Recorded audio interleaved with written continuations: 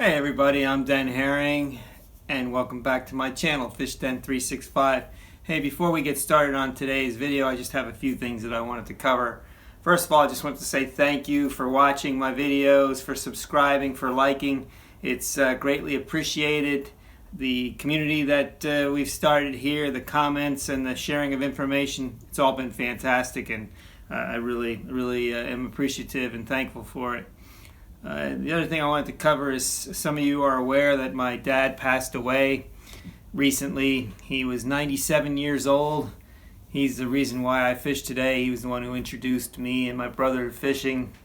And of course, I'll be doing this video with a bit of a heavy heart as a result. But the good thing is my dad, he died the way he wanted to, in his house with his family present. And his mind was strong right up until the end. His mind was very sound, and so for that I'm extremely appreciative. And at the end of the video, I'm going to do a little tribute to my dad, and I hope you'll watch and let me know what you think. In future videos, I intend to share some stories about my dad. I hope that you won't mind that I indulge a little bit. Most of these stories will be comical stories, things that I just remember from over the years. And they're fun to share. My family and friends, they're aware of some of them, but they'll be fun to share here on the channel too. So I'll be doing that in upcoming videos. And I have a lot to be doing. It's been a little while. I've been away from this making videos for a couple of weeks since my dad passed. He died on October 11th on a Friday. But I need to get back into this now. It's time. Life moves on, and it's time for me to move on and continue with the channel. I'm closing in on 1,000 subscribers. I'm literally days away from that, so when that takes place, there'll be another subscriber giveaway. I'll be giving away a Shimano Curado reel, so you may want to stay tuned for that if you have an interest in that. And obviously I'll be doing some other videos along the way with some good content and some great things about the art and science of fishing, the way we always do. So today I wanted to talk about a very specific technique that is applicable to this time of year. It works right now. It works when the water temperatures are low 60s all the way down to the low 50s. But the mid 50s is the perfect temperature range for this. And it has to do with using a wake bait, floating minnow type lure as the wake bait. So here's one that I like quite a bit. It's a Cordell redfin. You've heard me talk about this lure as a great striper bait, but it also works for largemouth bass very well at this time of the year. And it works in a specific condition that I want to describe to you, because I want you to be able to know this condition, to look for it, and then when you recognize it on the waters that you fish, try and apply this and see if it doesn't work for you. The fish that I've caught on these wake baits this time of year are primarily largemouth bass, but I'm sure if your system has smallmouths in it, they'll also work quite well. So this all started me fishing this method years and years ago when I was fishing with my dad up at Shahola Lake. And Shahola had a number of stump fields back then, and this is in the mid to late October time frame. So those water temperatures were going down into the low 60s and into the 50s. And so what we were throwing were a couple of baits. We were throwing the standard Rapala minnow, which is a floating minnow. We were throwing this AC shiner, which floats very high in the water. And we were throwing this Bagley Bangalore, which is another high floating minnow lure. Now, if you want to learn more about these type of minnow lures, I did a video on this whole category some time ago, and I cover the ins and outs of fishing with minnow lures, all the different lures that I like to use, and I'll make that available for you in a link right above me, so feel free to take a look at that when you have the opportunity. So anyway, in that mid-late October time frame, we started throwing these around the stump fields, and this was a late day pattern. I imagine it would work in the morning, but I don't have any experience with fishing this in the morning. But what you do want is either just a slight ripple on the water or dead, flat, calm water for this technique. That's the best conditions for this to work. On these days, on the day we first learned about this in October, it was flat, calm. It was late afternoon. It was after 3 o'clock in the afternoon, so there was only a few hours left of daylight. But we would throw these baits next to a stump in this stump field, and we just let it sit there, let all the ripples subside, and then just give it the slightest twitch. It was just give it a little bit of a slight twitch to make it look like a dead or floating or dying minnow, and the bass would just come up and suck it in. And the neat thing about this technique, wherever I've thrown it and wherever I've done it, it catches good quality bass. I'm talking 3 to 5 pound bass in the systems that I've been fishing. So it's a great technique for larger size fish, and it is amazingly effective over and over again. You know, when we discovered that pattern on Shahola in October, my dad and I then, and this is back in the 80s, we subsequently did this over and over again for years, and I mean years, at least a decade and a half of time, where we just would get onto that same pattern in October when that water temperature was getting cooler along those stump fields. Fast forward the clock a little bit forward, and we're now in the mid-90s, and I started employing a very similar technique at Lake Nakamixon, but using larger baits. I was using a lure like the redfin, like we've already shown here. Another one that I like to use a lot, and you could see, I think you can see this. This is a Rebel floating minnow. It's a jointed minnow. It's the biggest jointed size that they make. I love this bait for this technique. I've caught a lot of fish on this, and you could probably tell by all the scratches on this bait that this thing has caught a ton of fish over the years. And it's this time of year when I'm throwing it primarily. So the deal with Nakamixon was I was fishing from shore one day in the early 90s. And it was kind of like where a rock jetty goes out, and there was an area where there's it's kind of dug out in that section of the lake, and it's near a cove. And that cove, this time of year when the water temperatures start cooling down and getting into that mid 50 degree range, down at Nakamixon, where this was very good, was around November, mid-November time frame. November 11th, in many of the cases, was a great day for me. I'll explain that a little bit further, but. So that's water temperature down there was in that mid 50 degree range usually by then, or high 50s, 58, 55 to 58, 59. Anyway, you know, I'd walk out onto this little rock jetty, and the fish would, you know, in the fall they start to funnel, right? They start to pull out of the shallowest weeds, and they start to funnel to channel areas, to ditches, to areas where there's just a little more depth. And they like rocks and they like weeds. And this particular spot back at that time frame had both. You had this little jetty going out, and it had good milfoil growing right on top of it. So it was perfect. I'd just walk out there and I would throw this bait about as far as I can throw it, right along that weed line, right against the rock jetty. And in every case, it was one of these two baits, either the Cordell Redfin or the Rebel Minnow. Sometimes they'd like this bait if they wanted the lure floating higher in the water column. Many times they wanted it just an inch below the water, and that's when I would throw this Rebel, and I would just reel it as extremely slow, just fast enough where the bait would get some action, where you'd start having a little wiggle and the action of the bait. Extremely slow retrieve.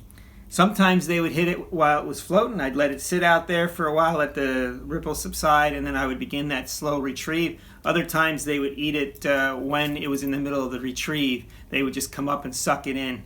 Again, the fish were fantastic in size down there when I would do this. I'm talking 3 to 6 pound fish in Nakamixon, and I'm sure this pattern would work there again today if I were to employ it coming up in November. The reason why I'm so sure is because I fished down there at this spot for 11 or 12 years in a row. This is the truth. And it was always that mid-November time range. I was always measuring the water temperature back then, so I knew I had the temperature where I wanted it.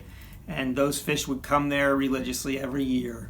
And I'm sure they still do today, as long as the conditions haven't changed too drastically.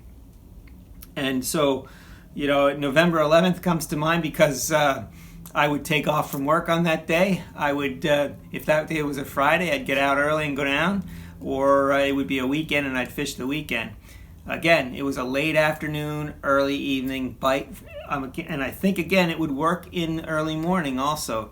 The water, same thing, either a slightest ripple on the water from just the slightest wind to no wind, dead calm. That's the conditions that this technique seems to work in.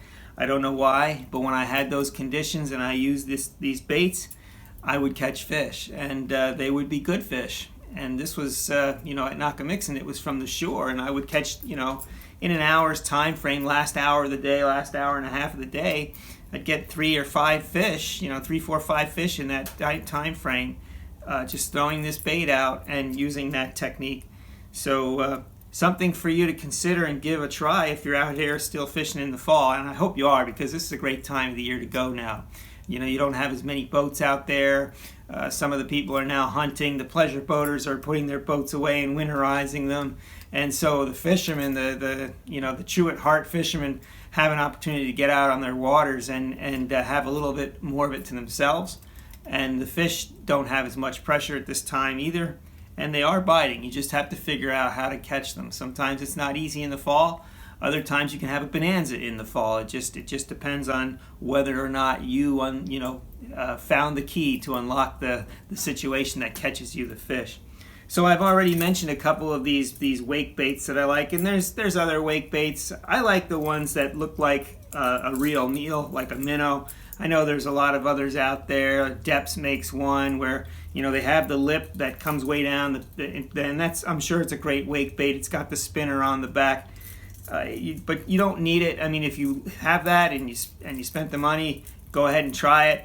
All I'm saying is you can go to the old standards. You can go to a Rapala floating minnow, the Cordell redfin, the Rebel floating minnow. This thing is really a good lure. People have. I don't know if they realize how good this thing is, but I think it still holds the world record striper. In Atlantic City. Maybe world record's not the right word. It still holds a record striper in Atlantic City that was caught on this thing in the salt water. Rapala also has these new lures here. They're called the BX Waking Minnow. I bought these, but I haven't even fished them yet. The nice thing I like about these is they're quite heavy, which means I can throw them a country mile, but I could also tell by how the lip is positioned that it'll be easy to wake these things. And so I'm sure that, and they come in great colors, a good alewife or shad color here, good sucker, carp, or golden shiner color here. So I like these lures, the looks of them, and I'm looking forward to getting out there and throwing them. I mentioned the Bagley Bangalore, I mentioned the floating minnow, I mentioned the AC Shiner. There's one other one that you should be aware of. It's a Cordell redfin, and it's a jointed redfin. And this jointed redfin, if you want to make it wake better than it does, because usually it goes under a little bit, what you do is you take a lighter and you hold it under this lip and you warm the lip up and you get a pliers, and as that lip warms up, you just bend it down slightly, and that will make this bait wake for you. I did it with this one. You can see I burned the lip a little bit, but it doesn't affect the action of the lure, and I was able to bend the lip just a slighter angle downward. That makes it wake a little better. This is another very, very effective lure. For some reason, I think the jointed lures might work better this time of year. So that makes these two of my favorites, along with the regular Cordell redfin, which also works, depending on conditions. So that's it. I mean, give it a try. If you haven't fished these type of lures, if you're out there all day and you're fishing and you're out there in the morning and the lake is calm, give these things a try. Or if you're out there and it's coming to the end of the day now and the water is getting just to be a little ripple, you might start seeing alewives up on top. You might see shad up on top. You might get that flat, calm condition. I would suggest giving these lures a try to throw. These minnow lures can be very, very good. These wake baits that I call them, wake baits, they can be, they can really do well this time of year when you throw them in the right conditions. And so that's generally, if you're going back in a cove off the main lake or a secondary point, those are areas that you want to try these baits. Ditches, another great area to try these baits. Anywhere you have a culvert or any kind of ditch that runs into the lake, well, that continues down into the water somewhat. Again, this is an area to throw these things. And if you've got decent water clarity, the fish will come up and they'll come and get them. And I would imagine that if there are stripers in the system that you're fishing, in the right conditions, you might just get a big striper doing this too, especially as that light is getting lower and lower towards the end of the day. And if you fish an hour or two after dark with it, you might find that you get some fish that way too. Well, I hope you found the video helpful. If you did, give me that thumbs up. That helps me out. And if you haven't done so yet, subscribe to the channel, because we're just going to keep giving you this kind of information. We're going to talk about specific techniques. We're going to do unboxings. We're going to be doing giveaways. But it's all about the art and science of fishing, especially bass fishing. We're certified Bassified. We're going to be here, and we're going to continue to do the videos. I hope to see you on the water. And as always, may God bless your fishing endeavors.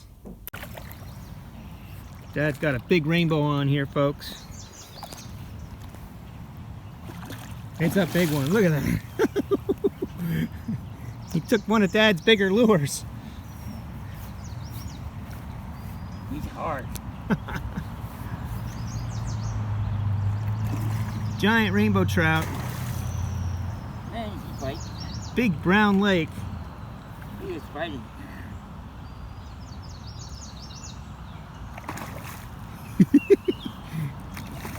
He's big. He's fat. He has a big one. He's strong. Yeah. Man, he's strong. He's not getting tired.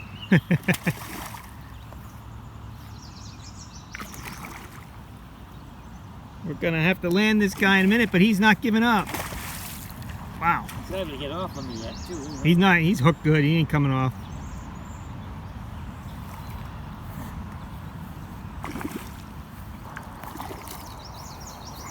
I'm gonna get your pliers out. We're gonna need them. Oh, yeah. Yeah.